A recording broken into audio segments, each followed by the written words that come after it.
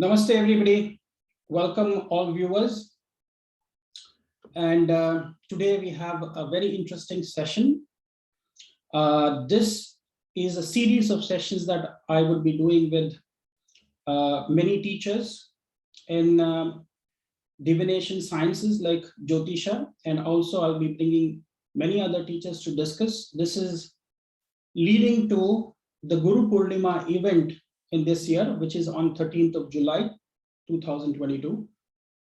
And the importance of Gurupurnima, I would like to talk a little bit before I introduce our first guest here on this occasion of Gurupurnima. So the word Guru, there are many different words in Sanskrit for a teacher or a guru. So let us try to understand what are the different meanings of this, and then we will be able to appreciate this event in a better manner. Teacher. Generally, a teacher's role is to enlighten his students and guide them towards the light. But in Sanskrit, there are different words that are being used to describe a teacher. Now, a teacher who gives us information is called as an adhyapak in Sanskrit. Somebody who is just giving you an information is an adhyapak. Then the next kind of teacher is one who imparts knowledge combined with information. So he's giving you information, but he's also trying to impart some information with knowledge. He's called as upadhyay. Then comes somebody who gives you skills that you can use in your day-to-day life, and those skills can make you your profession also. So such people, such teachers are called as acharya. Then we have somebody who is able to give you some deep insight onto a subject, who is very scholarly because he is read quite extensively and he can give you some deep insights on a topic. Such people are called as Pandit. Then we have our rishis and munis, our ascetics, the saints.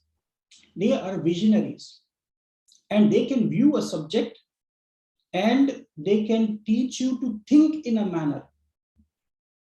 And these visionaries who can look far ahead in our future and based on our past also can guide us in a particular subject, they are called as drishtya. And then finally, the most important word which comes from a teacher is the one who is able to awaken wisdom in you, one who is able to lead you from darkness to light, and somebody who sometimes doesn't even speak a word but can impart so much of information to you because of his presence sometimes is enough for you to awaken the spirit of life, the absolute value of your being, your pure infinity and your pure eternity. Such a person is called a guru. And those people who are preparing such gurus and who elevate many such gurus are called as sadgurus. People like Adi Shankara, Shri Ramanujacharya, Vidyaranya Swami, like Jesus Christ, and so many such souls have come as sadgurus here. See, I remember as we start with this Gurupurnima series, I remember a small quote by Rumi. He says, I am a child whose teacher is love. Surely my master won't let me grow to be a fool. When you say your teacher is love, that means love is your master. And when you love something, that's when you start becoming a teacher. For becoming a teacher, you have to love to be a student. And today, I would like to say humbly, I'm with somebody who always awakens this with everybody he touches. I want to say, whenever I watch his videos on YouTube, he has a very unique style. He is very humble, but he has a very unique style of teaching. And he reaches out to people and makes even the most difficult topic so easy for everybody to understand. And that is the mark of a true teacher and somebody who can lead us from the darkness that we are in into a bright space. So please help me to welcome today's guest, who's none other than a scientist. He calls himself an astro scientist, and I truly believe he has really brought in a revival in how we understand our deep rooted secrets of our ancients, and also about this divination science, Jyotisha, which is about all about light. So please help me welcome today uh, Navneet Chitkara ji. Welcome. Such a pleasure to have you, and great to would be looking forward to learn from you today. So please enlighten us. And today I love to invite you with all humility that this is a great event. So please take it over from here. Thank you so much, sir. It's such a honor to be there, on this platform.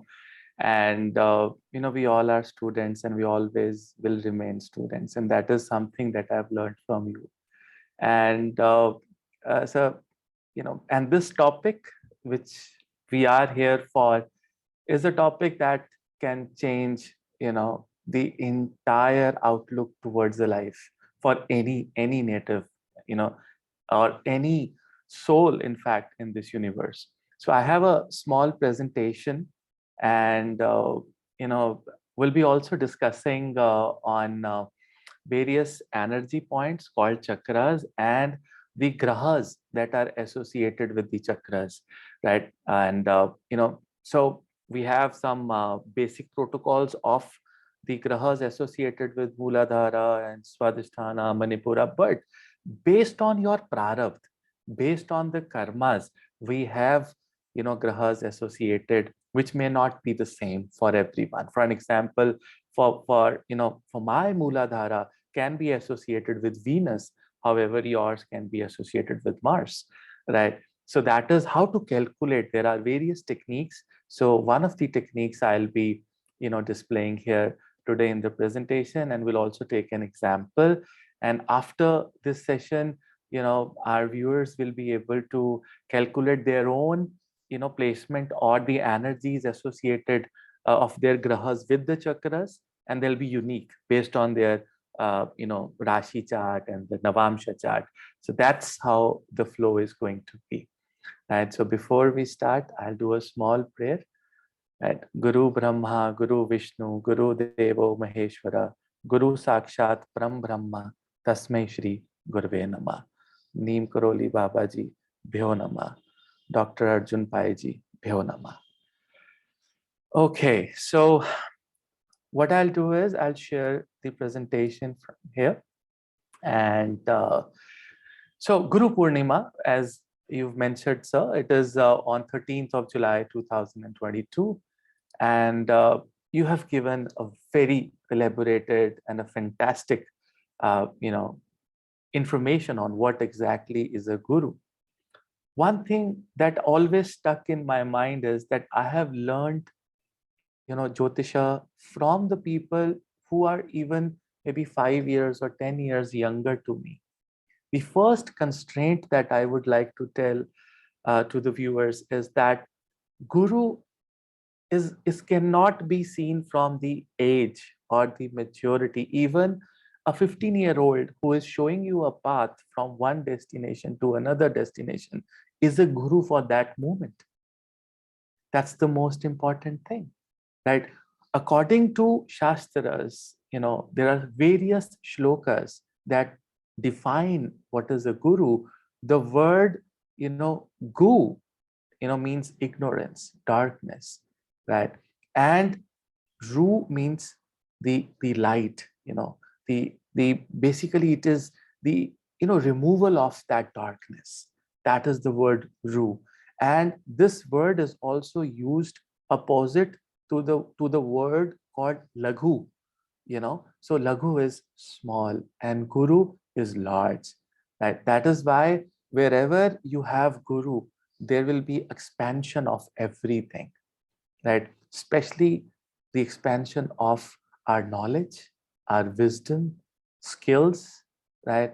Overall personality, and the exaltation, the elevation of, our karmas, our soul, so that we can, get ourselves into that, you know, Paramatma itself. So Atma will, is going to be in the Paramatma. So the path, the guidance of that merging is going to come from the Guru, nobody else, no Devata, right? A Devata can be a Guru, but eventually it is the word Guru.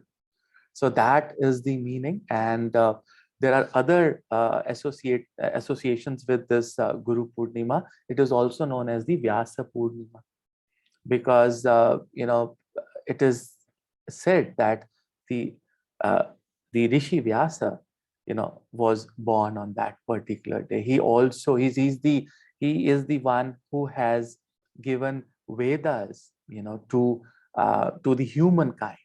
That's where his role is, and he's also the author of, the epic Mahabharata, right?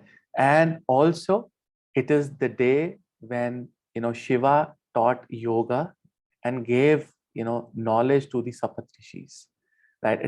It is also a day which has full of wisdom, right? And I will also, bring in the astrological aspect that very day. If we make the kundali at the sunrise, it shows the story. It shows everything. So this is the kundali, the Rashi chart, on 13th of July 2022. And look at the Lagna. The Lagna is a dual Lagna, which belongs to Shiva. So this clearly says that Shiva is the ultimate Guru, the Adi Devata, the Adi Guru, at the highest level. And who is there in the Lagna? Obviously the Surya, right? And again, Surya is again representation of Shiva, and Chandra is the representation of Ma Parvati, right? Again, it shows that what a day to start with the dual Lagna, Mercury sitting in its own sign with 100% directional strength, Sampurna Digbala, right? And this is beautiful, absolutely beautiful. However, your Mercury, the earth element, is is in the Astangata of the Surya. It is, I will not use the word combustion, the Astangata. What does that mean? That even the earth element, the Buddhi, right, is under the control of Surya, which is Shiva. That's again the message.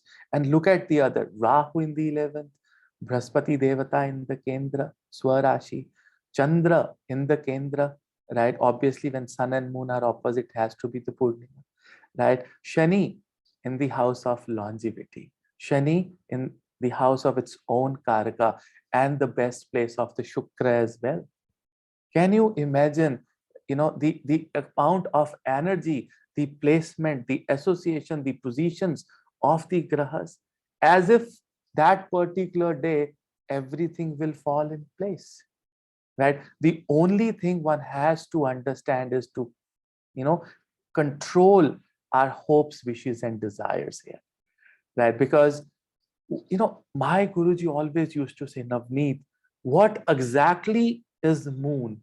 People say, oh, it is emotions, you know, it is lust.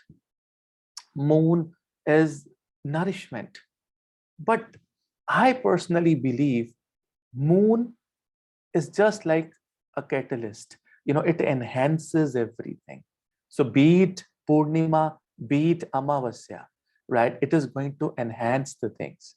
So what will it enhance? Whatever we will do that particular day, it is going to enhance that. So if, I mean, moon cannot be the karpa of meditation, nor moon can be a significator of mantras. Moon is basically, a channel, a path towards the mantras. It is the path towards the meditation. So if you walk on that path, right, and you do Purnima Vrata, right? Soma vratas, it is going to enhance your meditation. And if you walk on a wrong path, it is even going to enhance that. So that is for sure. And that is why, if you go to maybe maybe centers where you have special people, and they will be affected on that particular day. It is not that they'll be affected positively, they'll be affected in a negative, with the negative energy. So moon is basically an enhancer. It's going to enhance the things within us. And what a day to have that positive energy for complete 1 year.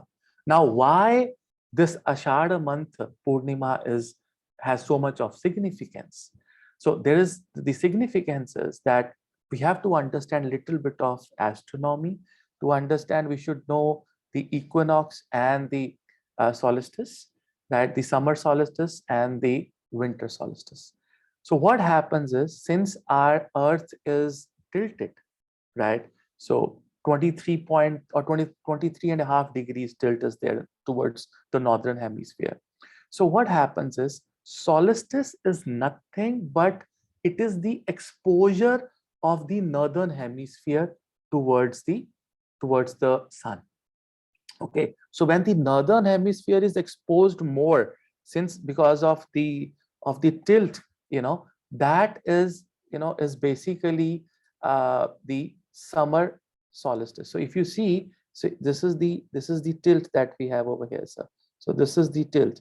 Okay, so this tilt, so the exposure towards the north, and if this is south, so this exposure, the sun is not exposing the south. So what is happening in this is, if we are in the northern hemisphere, we have summers here, and then we've got winters in the southern hemisphere, right? And in the winter uh, solstice, the north is not exposed, but the south is exposed. So the season changes, right? So after the summer solstice, the first Purnima, if you see, if you've got moon here, right, and this particular influence on the moon is going to be very, very strong, because moon is like a satellite. So it is going to take the light from the Surya and reflect to the Chandra, right? And it is waiting for us to choose a path, right? And that path has to be again guided by our gurus, right? So that path, even the rishis at times need a path, right? So if you may be a guru of whatever stature, at a point of time you need some path. You look for, even I believe Shiva would have also looked for someone, right? And that someone may be Vishnu or Shri Ram, right? Just like as you mentioned, and these are your always you have these words, that we always will remain students, right? But this particular night that you have, we need to utilize it, because moon is brightest, largest, and it is giving all the nectar, all the manas, emotional energy, is going to be there with us. And since it is the Jal Tattva, 72% of the body is full of Jala. So imagine the amount of effect it is going to have on our body. And if we do not utilize this, it's not a good thing. We need to utilize that particular night. And the technique that we follow here is to focus on our energy points. So energy points are nothing but we've got chakras with us. We have 7 different chakras, right? Starting from the root chakra, which is Muladhara, right? And then moving on to the Vishuddhi chakra, Manipura chakra, Anahata, Swadhisthana, Manipura, Anahata, Vishuddhi, Ajna, and the Sahasra chakra. So this technique that I'm going to teach today is based on your D1, the Rashi chart, and the D9. We will find out that which particular planet is associated with which chakra in your this birth. so that if you are running the dasha, the Mahadasha, especially the Vimshotri Mahadasha system, because that is the moon-based, Mahadasha. So you have to understand that suppose if you are running the Mahadasha of Venus, or if you're running the Mahadasha of Mercury, so we will help you find that your Venus or your Mercury is associated with particular chakra. So there is a way to calculate it. It is not going to be nasargic. It is not natural that, okay, if we have Mooladhara and it will always be Mercury for everyone. No, right? Based on our prarabdha, based on our past life karmic, debts that we brought in this life, will have the energy of different planets that are associated with the chakras. So now, before we go ahead and understand what this technique is, we must understand the basics. Okay, the basics is, we have Mooladhara and the Nasargic planet, which is the natural planet associated is the Mercury. So Mooladhara is also the earth element. It has the earth's energy. And then we move ahead to Swadhisthana. Swadhisthana is again the graha which is associated is Shukra, Venus, right? It is the Jala Tattva. And on the same, we have Manipura, which is also a very powerful chakra, because this is where we are attached in navel, with our mother, right? And the energy, it is Mars energy here, and it is passion, desire, and a lot of willpower. A mother needs a lot of willpower to go through those 36 weeks and deliver a baby, right? And if you have a planet sitting in the Manipura chakra, one thing is for sure, that particular planet, that particular Mahadasha of a planet is going to give you immense amount of willpower, immense amount of Ichha Shakti to perform things beside whatever the condition is, whatever the circumstances are. You will have immense amount of willpower during that Mahadasha. So then we got Saturn. This is the air element. It is in the Anahata chakra. And then we have Jupiter here, which is the Akash Tattva, which is associated with the Vishuddhi chakra. And then we have the Sun and Moon. So Sun and Moon are associated with the third eye or the Ajna chakra, right? People also call it as the Adana chakra. So, and both the vision, because this particular Adana or the Ajna chakra is associated with your sight, the way you start looking at the things, right? Your perspective. And that perspective, that sight is going to come from the mother and the father, the Surya and the Chandra. And here the energy of Ma Durga is very, very powerful, right? And on the top we have the Sahasra chakra. Now Sahasra chakra doesn't mean that it is 1000 petals. No, it is thousands and thousands and thousands of petals, not just 1000.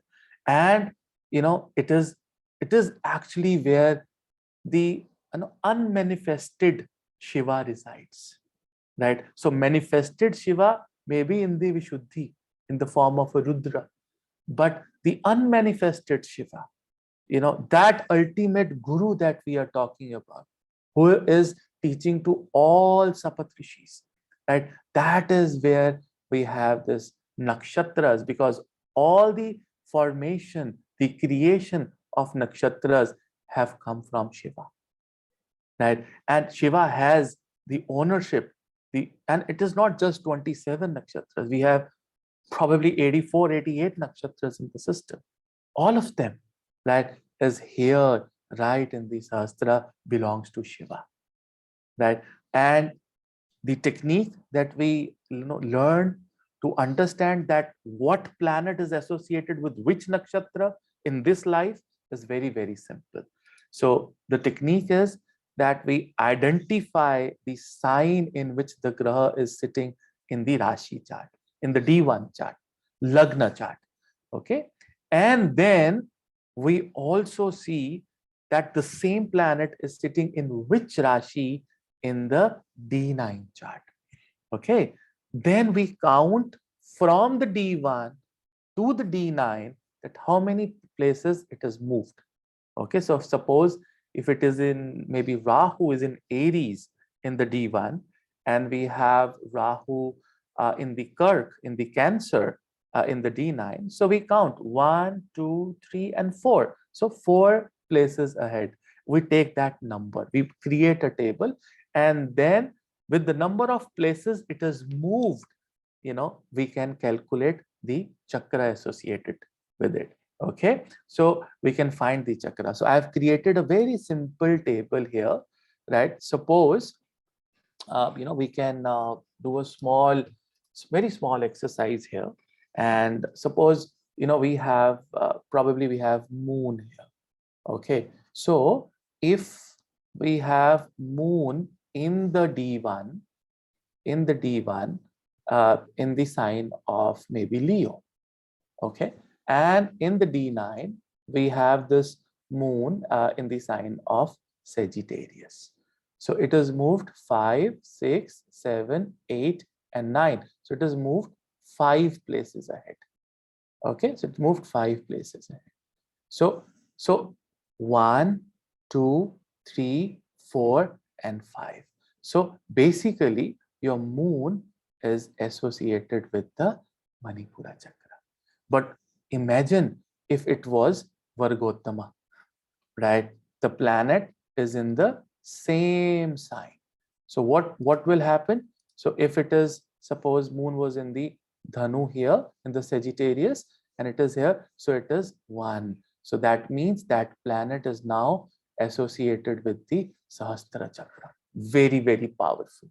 That's how the Vargottama energy, maybe a positive or a negative, becomes extremely powerful. Extremely powerful. On the same time, there will be placements where you have to count probably more than the 7 places. So suppose we have Mars, and Mars is in the D1, it is in the sign of Taurus. Okay, and in the sign in the D9, the Mars has gone to probably the sign of Pisces. Okay, so now we count the places. So it is 2, 3, 4, 5, 6, 7, 8, 9, 10, 11, 12. So 11 places ahead. So what do we do from here? So we got 1, 2, 3, 4, 5, 6, 7, and then we start counting reverse from here: 8, 9, 10, and 11. So this is what we count. So that means Mars is sitting in the Vishuddhi chakra. Okay, so that's how we calculate, and we create a table, and the graha which is associated with a particular chakra, and then we have the bija mantras, we have vibrations, that we can perform that very night. So for Mooladhara, it is lam, vam, ram, yam, hum, om, soham. That's how respectively these mantras are associated with these chakras. And then we have devatas. So since it is the earth element in the Mooladhara, the association is with Ganesha. And along with Ganesha, Ganesha, technically Ganesha never sits alone here. So you will also find Ganesha here with Ved Vyasa. So Ved Vyasa is also sitting here. So Ved Vyasa will also be sitting here with the Ganesha all the time. And then wherever we have Shukra, Swadhisthana, that desire, that romance, that that jal, that the emotion, so we'll have Ma Lakshmi, right? At a lower plane, you can say Kamadeva, but at the higher plane, it is the Mahalakshmi. That's how we understand the higher side of the chakras, the grahas, the energy, the tattvas that are associated. And then in the Manipura, it is Shri Ram. Even a lot of people will say Brahma, but we don't, pray to Brahma. We can, in fact, pray to Murugan, Kartikeya, right? Or even Hanumanji, or even Surya Deva, even Shri Ram, right? And then for the Anahata, we have something Jagannanath. So I think we'll write here Jagannanath. Jagannath is associated because the Anahata is one very important place. Now, why Anahata is very important place, sir?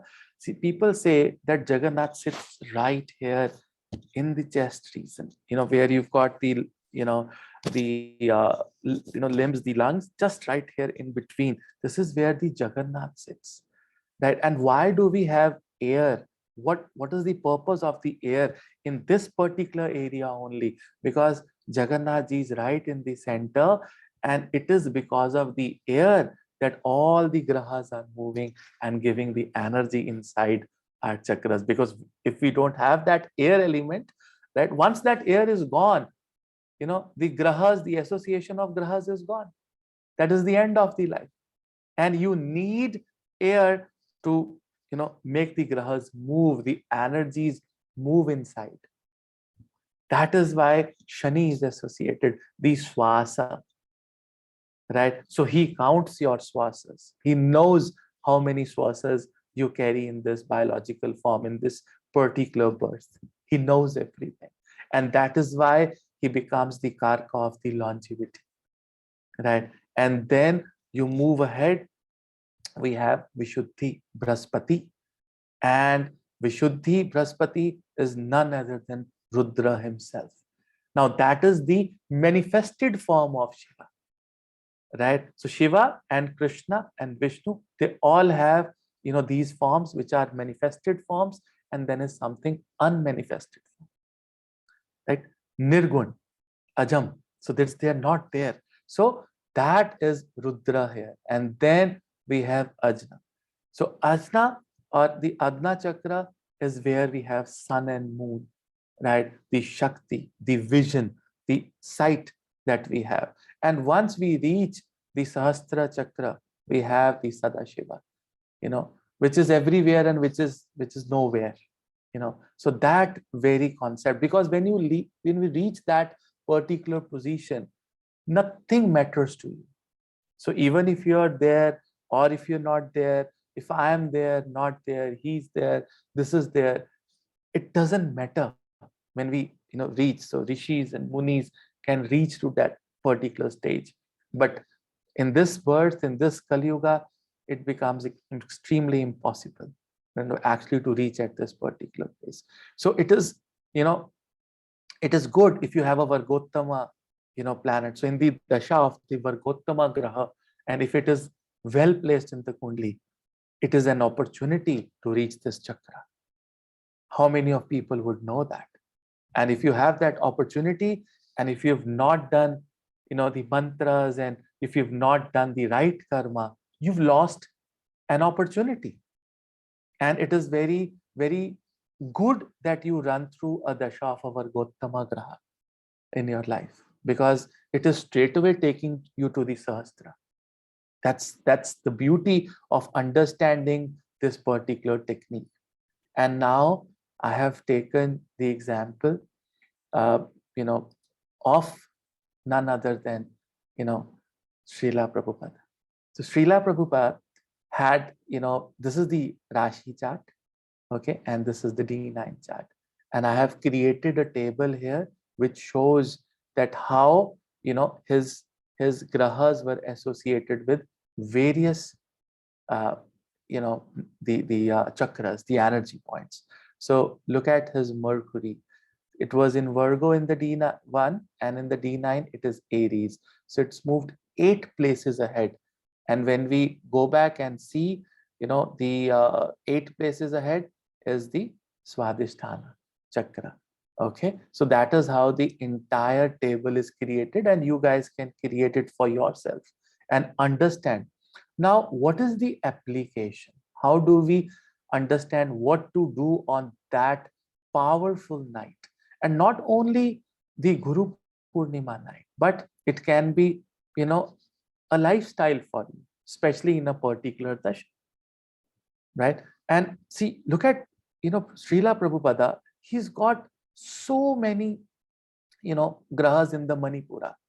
You see, we've got Venus in the Manipura, Jupiter is in the Manipura, we've got, uh, Moon in the Manipura, Rahu in the Manipura, Ketu in the Manipura. What exactly is the Manipura Chakra?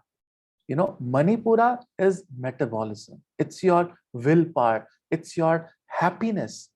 And I mean, when I was reading about Srila Prabhupada, the only word that I could believe deep inside me was extreme amount of willpower.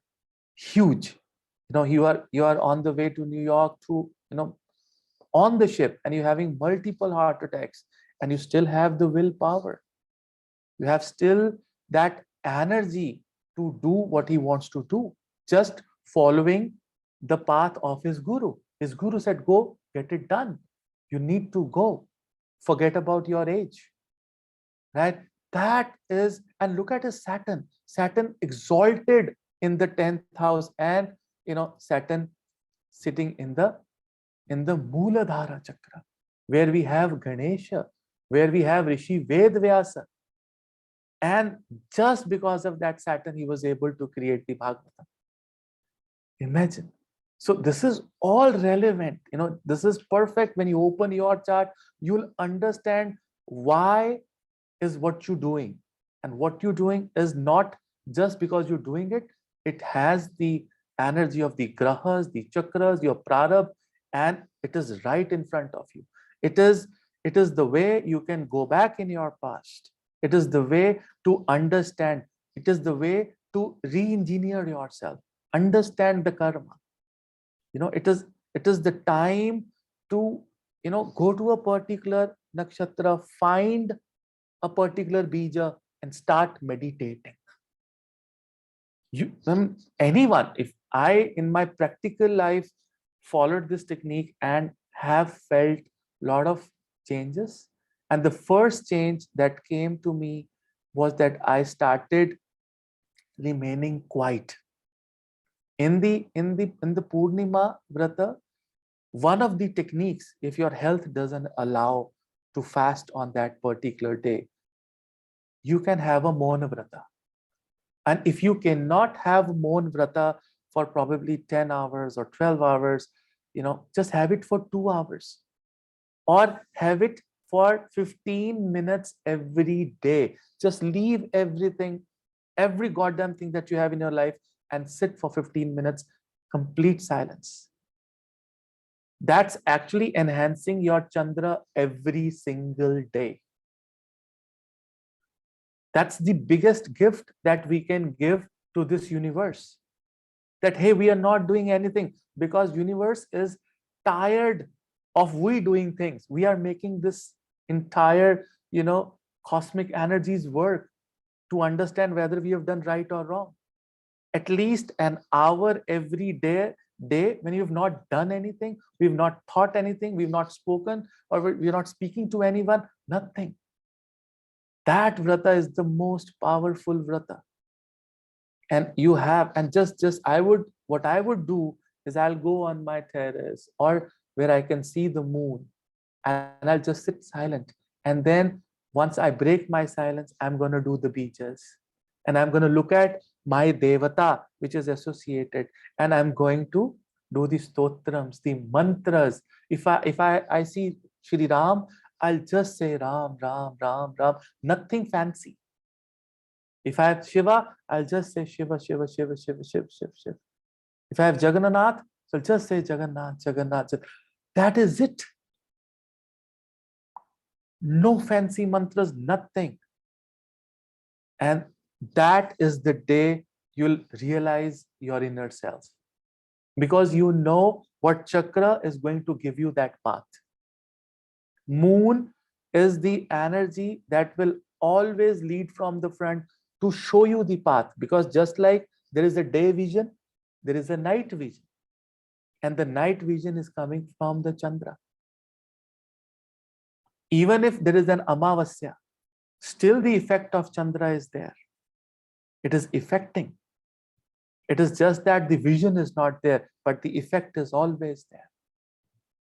So this is how, sir, we will find out, what chakra, what particular bija, what devata, and that is based on the Mahadasha that you're running. Find out what Mahadasha are we running, and that will be our first priority.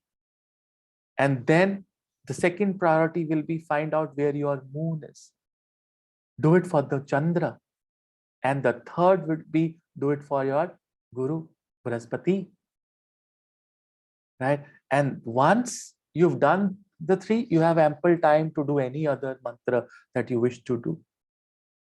The mantras that has been given to you by your gurus, by your teachers, by your parents. At times when you are small, your mother will come and say, "Beta, do this mantra whole life." That becomes the most powerful mantras. And I always tell, my followers not to get into new mantras or fancy mantras, because mantras take a long time to effect. So if you're doing a mantra, which was given to you by your dada or a nana or a grandparent or a great grand, father, just do that mantra because you already have base of that mantra that has become like a tree. It is about to give you fruit and you move on to some other tree or you plant some another tree. I mean, you can, but do not forget to do what you're doing from the long time. This is how personally, sir, I believe one should be doing the Gurupurnima. Just calculate it yourself. It is so easy. We got the presentation and we can take full advantage of that particular powerful, enhancing, and a beautiful night. Navneet ji, I want to say such a brilliant, presentation. And this is the first time I'm seeing this concept being ever spoken about. I've never come across this concept that you have, illumined us with. It is really, I can say you've articulated it very well and you put it very succinctly so that, all our viewers will be able to practice this. And this is something I would also say they can do it every Purnima as well, starting from this Gurupurnima, which is also a very good practice. And I appreciate the points that you brought in also with this, is saying that, practice more of silence that day. Yes. Okay. And also when you're doing your the bija mantras that you have said, can we also add the chakra bija with the deity, which means, for example, yes, can we attach the bija of the chakra that we want to activate and then call the name of the deity that is associated? Would that something that we can do as well? absolutely, sir. Absolutely. Right. Okay. So a few things that, as you're speaking, as I said, when, people like you who come and illumine us with these things, as a student, I also get inspired sometimes. And I was also looking at, oh, this is fantastic. The way that you have explained this is really helped me to understand this concept better. And, just referring to one of those slides, if you can bring up the slide, Sure. the chakras, it was very interesting. And I thought probably I can add something that I came across. Yeah, this one. See, just as we started, I didn't know, what we're going to discuss, and it just came that I was talking about the different forms of teachers, and that is the Sanskrit language. The first I said is somebody who is a information giver, somebody who translates and gives you information is called as a adhyapaka in Sanskrit. Now, adhyapaka is information, we said. Now, if I try to correlate each of those words that I said and probably put it here, I'm not saying that, I'm trying to probably retrofit it. So I can say the Mooladhara Chakra is your foundation, your basis. Moola, which means root, foundation, Adhara, which means that is from where we have. So Adhyapaka is somebody who is giving information. Mercury is information. and it is connected to Lord Ganapati, Lord Ganesha. And if you also see, that is connected to the seventh, whenever it goes into the seventh Navamsha, the seventh Yes. from your D1. So seventh house is the house of Vriddhi, Yes. Vriddhi. And Ganesha's two concepts to bring you Vriddhi is Buddhi and Siddhi, which means your accomplishments, your spiritual practices, and your Buddhi, intellect, which is Mercury again. So he is Fantastic. an Adhyapaka, which means he is somebody who is giving that information. He was the scribe who wrote Vedavyas Rishi and Ganesha. They were a tag team together. They sat down, one was narrating and the other was writing. Okay. The second form of teacher I said is somebody who also gives you some, knowledge with that information, which means information and extracting that knowledge, which is the second chakra from the Muladhara is Swadhisthana chakra, which is associated with Venus. In Vedavyas Rishi's mantra, he says, Himakunda Mrinalabham Daityanam Paramam Gurum Sarva Shastra Pravaktaram, Shukram Pranamamyaham. So he is talking about Sarva Shastra Pravaktaram, which means he is well learned and educated in all forms of sciences. And he can give you that information. So Shukracharya is like a Upadhyaya. Upadhyaya means who's also giving you knowledge from that information. Then the third I said is somebody who is skilled in a form of art, or something that he can teach you, like painting, sculpting, archery. See, Yes. Rishi Drona was called as Dronacharya, Acharya. He's an Acharya because Yeah. he was very well learned in warfare and archery and other forms of war tactics. So he's an Acharya. He was not a Pandit. He was not a Rupadhyaya. He was not an Adhyapak. Mars is about warfare or skills that you have. To use a machine, you need to have skills. To be able to code something, you need to have the skills to code and software. Mars is the passion that comes into Manipura. So he is an Acharya. So Mars can be said is an Acharya. Yeah. Then the next level, we said, is Pandit. Somebody who is very, very skilled, scholarly, and can give you deep insights on a subject is called as a Pandit.